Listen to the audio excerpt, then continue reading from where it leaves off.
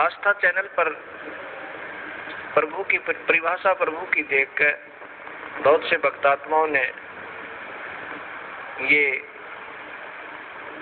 आशा व्यक्त की कि कोई ऐसा प्रत्यक्ष प्रमाण सामने आवे कि जिससे हमें सिद्ध हो कि परमात्मा कबीर साहब वास्तव में प्रभु हैं। अब कबीर साहब कहते हैं कि पर्वत पर्वत में फिरा कारण अपने राम, जब राम जैसे संत मिले जिन सारे सब काम। कबीर परमात्मा अपनी ही महिमा स्वयं ही गाते हैं और कहते हैं कि परमात्मा से हम जो सुख चाहते हैं, पुत्र बांझ को पुत्र हो, बंद कर दे। ये आपके सामने एक अनमोल उदाहरण है। ये एक परिवार खड़ा है। ये जिला रोहतक हरियाणा के गांव चिड़ी के रहने वाले हैं और इस बहन के जो अब देखो सामने,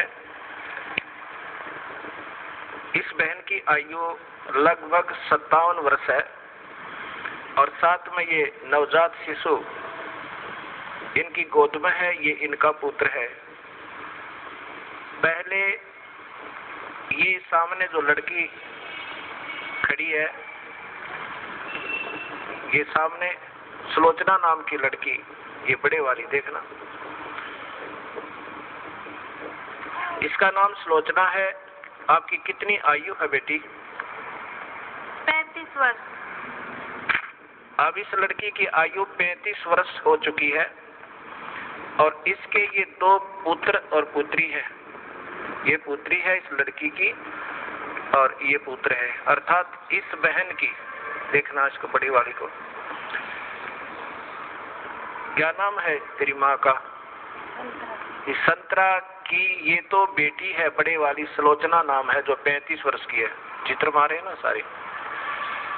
और ये देवती है इसकी और ये देवता और ये इनका दामाद है।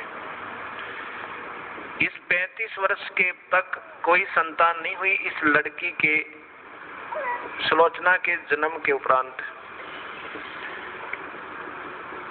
अब इस बहन ने एक अपनी बहन का पुत्र भी गोद लिया। जब वो 10 वर्ष का हो गया तो उसकी मृत्यु होगी। उसकी मृत्यु के बाद ये पागल होगी।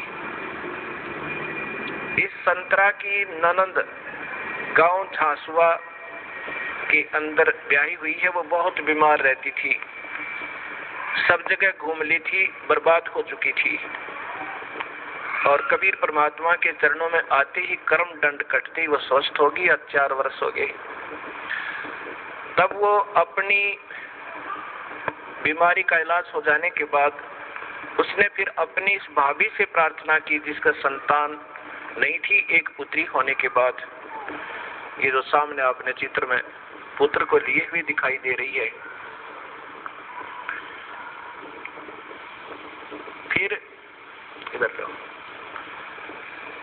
उसने जाकर के अपनी भाभी से संतरा से प्रार्थना की कि आप यहाँ नाम ले लो। ये पागल हो चुकी थी, ऐसे इसका इलाज भी करवाया गया कि ये पागल हो चुकी है, मेडिकल आदि में ले जाकर।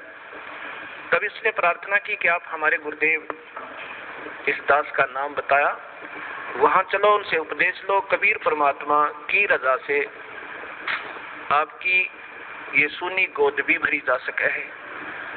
अब 57 वर्ष की आयु में, और ये अनमोल कहानी करना कोई बच्चों का खेल नहीं है। ये पूर्ण परमात्मा कबीर साहब की समर्थता का प्रत्यक्ष प्रमाण है।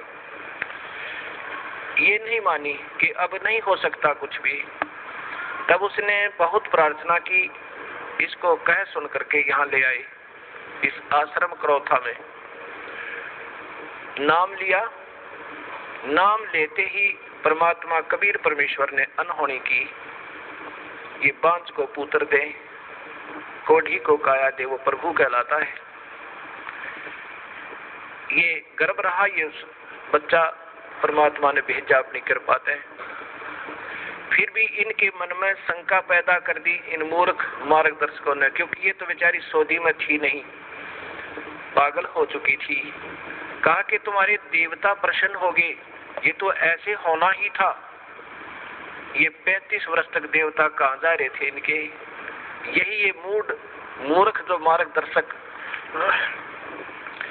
कि कहीं तुम्हारी प्रभुता और तुम्हारे ये रोजी रोटी समाप्त ना हो जाए, फिर भी गुमराह करने की चेष्टा की। इनके दिल से यहाँ की आस्था हट गई और फिर अपनी उन्हीं देवी देवताओं के चक्कर में पड़ गई।